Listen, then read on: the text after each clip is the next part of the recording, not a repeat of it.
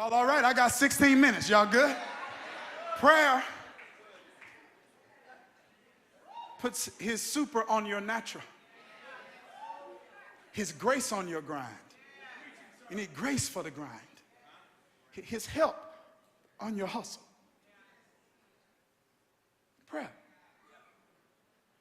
And as I was preparing for this presentation, I was having this conversation with my mom last week, and I started reflecting on an experience that I had that I felt like would help properly position this conversation I want to have with you today.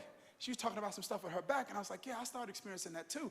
And I remember when, I told this story before, I remember when I was having some trouble with my back years ago, and I went and I got it checked out, and I saw all sorts of people, and they checked it out. When I came back and they were kind of giving me the prognosis and things of that nature, one of the things this exercise physiologist gave me, she gave me this binder, and this binder had these exercises that she wanted me to do. And she's like, these are gonna help your back. So I'm flipping through it when I'm in the room with her, and I say, hey, I think this might be a mistake. I said, this might be somebody else's. There's something wrong with my back. I say, all these exercises are for people's abs. I know I might need a little help there, but that's not it. But that's not why I came. I came because my back. And so she was my kind of person, because I like straight shooters. I don't like trying to figure out where you are, what you mean. Tell me what it is, right? Be tiptoeing around the tulips. I need to know. So tell me what it is. And she was a straight shooter. She said, Darius, no, it's not a mistake. That's yours. And she said, Darius, your back is hurting because your core is weak.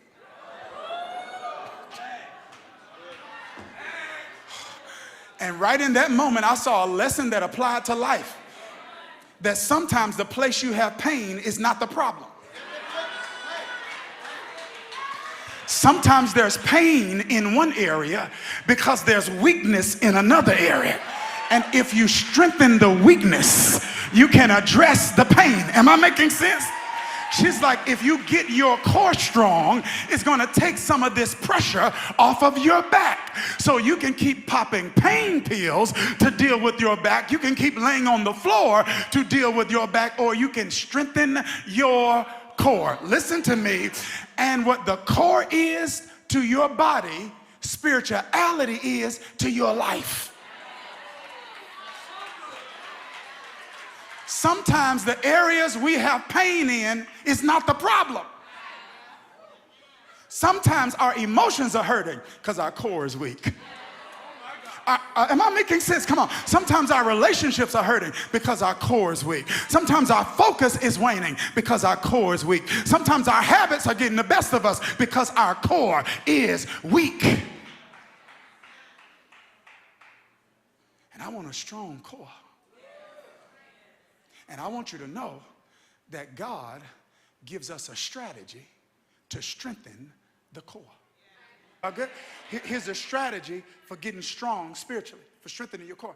He says, but reject profane and old wives' fables. I don't even have time to deal with that. He said, them little cute nursery rhymes and stories people telling you. He says, reject that. And he says, exercise yourself toward godliness. That word exercise is a word gymnasio, from which we get the word gymnasium. He's saying, Timothy, the way you're going to become godly is by exercising. There are exercises that get you strong physically, and there are also exercises that get you strong spiritually. Now, can we go deeper here? Last week, y'all gave me permission. You said, Pastor, we can go back to running in February. You said, we're going to learn this month. That's what you told me, right? You gave me permission to walk you through this. So listen to me, family. Listen to me. Listen to me. Coming to the gym is not working out. Let me drink some water.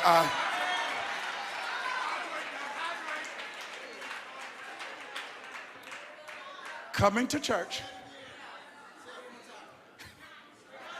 is the equivalent of coming to the gym. No one goes into a physical gym, walks around, sits down for an hour and a half, then leaves and go home and look in the mirror and because coming to the gym is not enough. We come to the gym to get the instruction that we need to carry out the exercises outside the gym that are actually going to change our life. I am your spiritual trainer telling you that there are some you got one more in you. Telling you some exercises that are necessary to grow you spiritually. I'm out of time. Here it is. Listen to me. Listen to me, y'all.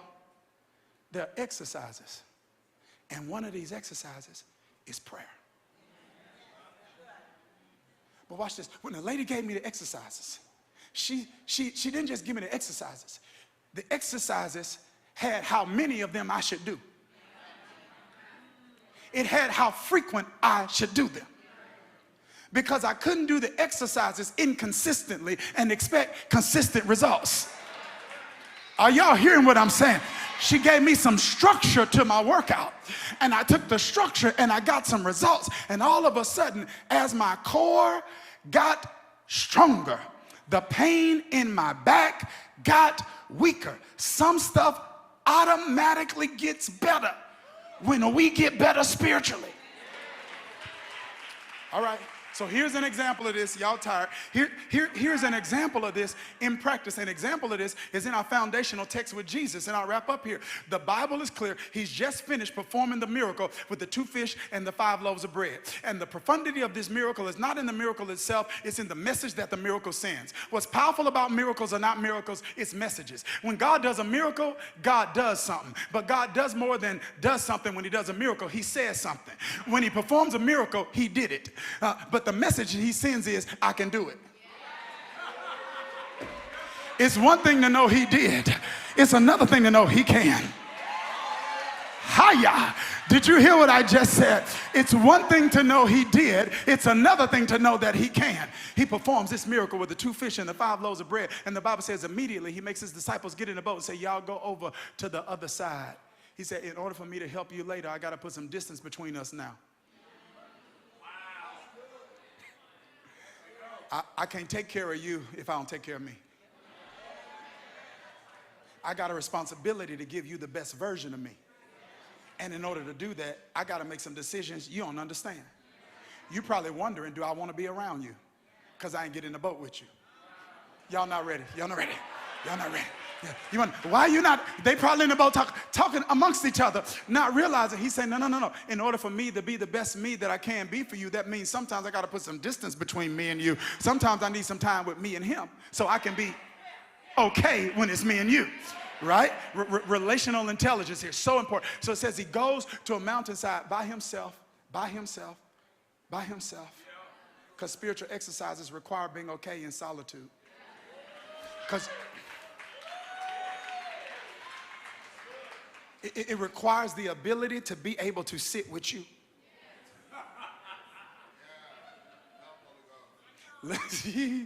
Right? Because you can work out with somebody, but nobody can do your exercises for you. Bible says Peter's walking on the water, and it says he sees the wind. At first he has his eyes on Jesus.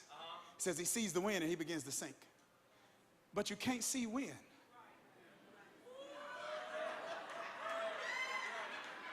Nobody's ever seen wind. You can only see the impact of wind. He saw the impact of wind. It didn't say he felt it. It said he saw it. So what threw him off wasn't what he felt, it's what he saw. It's what he saw happening to the elements that was not happening to him. So he only became, did y'all hear that? So when he was focused on Jesus, the wind wasn't affecting him. But when he looked at everything that the wind was affecting, now he let the wind affect him.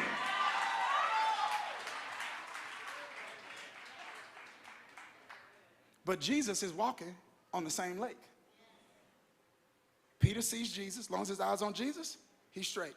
He takes his eyes off Jesus, he begins to sink. He never lost vision. This is a word for 2023. He lost focus. As long as his eyes were on Jesus, that's focus. Watch what happens, y'all. Jesus picked him up. So not only Jesus got his weight on top of the water, now he got Peter's weight on top of the water. Walks Peter back to the boat, puts him inside the boat. Now, here's the problem, and this is where I'm going. The problem is this. Peter tried to do what Jesus did in public without doing what Jesus did in private. Jesus is like, I'm able to walk on water because I was doing something you didn't see me doing. So you're trying to do what you see me doing without doing what you didn't see me doing. You didn't see me spending all this time in prayer. And that's how I was able to do what you want to do.